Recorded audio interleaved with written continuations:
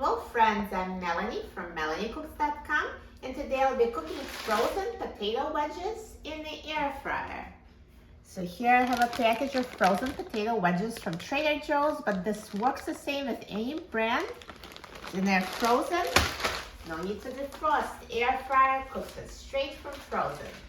So let's take out the air fryer basket, and I'm going to open the package of frozen potato wedges. And let's put them in the air fryer and spread them so they're in a single layer. And let's put the air fryer basket in the air fryer. And now let's set the temperature to 400 degrees Fahrenheit.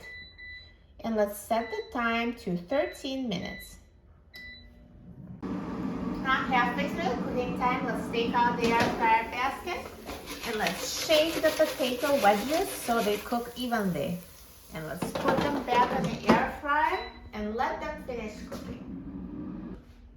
Now the air fryer is done cooking, so let's take a look. Look at these potato wedges. They're so nicely browned and perfectly cooked. Hear how crispy they are? Air fryer makes the crispiest fries. Perfect. Take them out of the air fryer.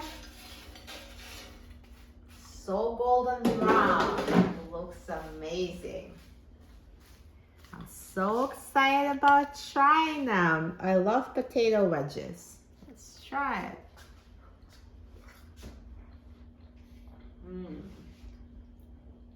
Perfect.